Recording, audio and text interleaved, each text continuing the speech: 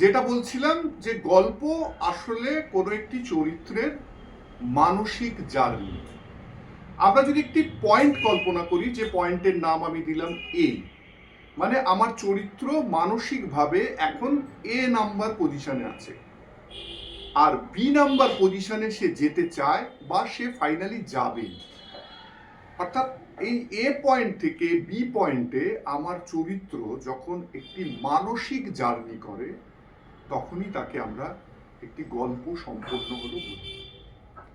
ব্যাপারটা বুঝতে গেলে চরিত্রের তিনটে জগৎ নিয়ে আগে আলোচনা করতে হবে। তিনটে জগৎ মানে কি? জগৎটা একটাই, পৃথিবী, কিন্তু প্রতিটি চরিত্রের আসলে তিনটে জগৎ থাকে। একটা হলো বহির্জগৎ।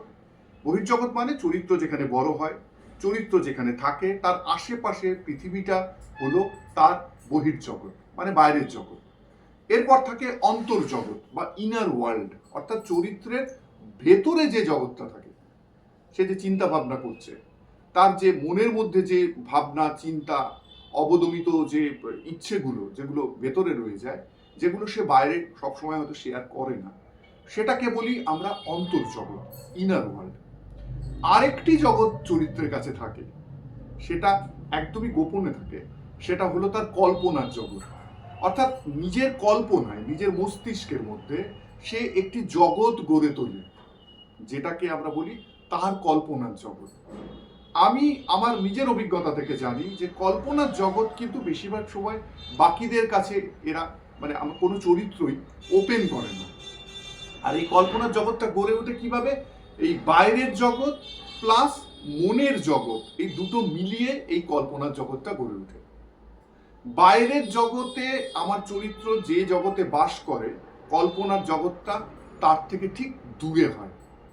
অর্থাৎ কেউ যদি একটি গরিব মানুষ হয়, তার কল্পনার জগৎটা আসলে একটি প্রচন্ড ঐশ্বর্যে ভরা দুনিয়া হয়। এটা একটা অদ্ভুত ব্যাপার। এটা আরো মানসিক বিষয় নিয়ে আলোচনা করব যখন আমি পরবর্তী ভিডিওতে, তখন আরো ডিটেলে যাব।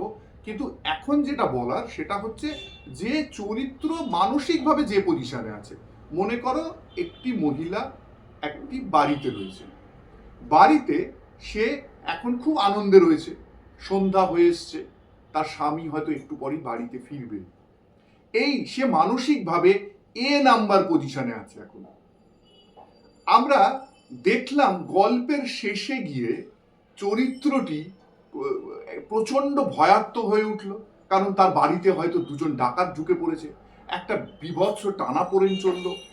ডাকাতদের কিভাবে সে ডাকাতদের থেকে উদ্ধার পাবে, সে পুলিশে খবর দিতে পারবে কিনা, ডাকাতরা তাকে ওভার পাওয়ার করে ফেলবে কিনা, ইত্যাদি একটা লড়াইয়ের পর দেখা গেল মহিলা ভয়কে জয় করলো এবং ডাকাতদের হাত থেকে নিজেকে উদ্ধার করতে পারলো। অর্থাৎ যখন বি পয়েন্টে সে পৌঁছালো, মানসিকভাবে সে কিন্তু স্বস্তিদায়ক একটা অবস্থাতে রয়েছে। সে ভয় পেয়েছিল মাঝে এবং ভয়কে জয় করেছে, এখন তার মধ্যে কিন্তু আর ভয়টা নেই। অর্থাৎ আমার চরিত্র যখন এ পয়েন্টে শুরু করেছিল গল্পটা, বি পয়েন্টে যখন শেষ করলো, তার কিন্তু বিরাট একটা পরিবর্তন হয়েছে। অর্থাৎ সে মানসিকভাবে একটি যাত্রাকে সম্পূর্ণ করেছে, তখনই সেটা গল্প হয়ে উঠেছে। এখানে কিন্তু আমার চরিত্র কোনো ভৌগোলিক অবস্থান বদল করেনি।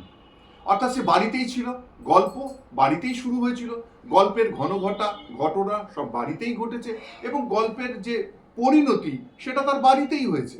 অর্থাৎ ভৌগোলিকভাবে তার অবস্থান কোনো পরিবর্তন ঘটেনি, অথচ গল্প হয়ে গেছে, অথচ সে একটি জার্নি কমপ্লিট করেছে। এই জার্নিটি কি? মানসিক জার্নি। তাই জন্যই আমরা বলে থাকি যে গল্প হলো একটি চরিত্রের মানসিক জার্নি। এরপর আরো অনেক কিছু আছে, কখন গল্প হয়ে ওঠে, কখন সেটাকে আমরা গল্প বলতে পারি না, কখন সেটা আসলে নিছক একটি ঘটনা, সেইটা জানতে গেলে তোমাদের ফলো করতে হবে পরের ভিডিও আসবো গল্প কিভাবে লেখা শুরু করতে হয়।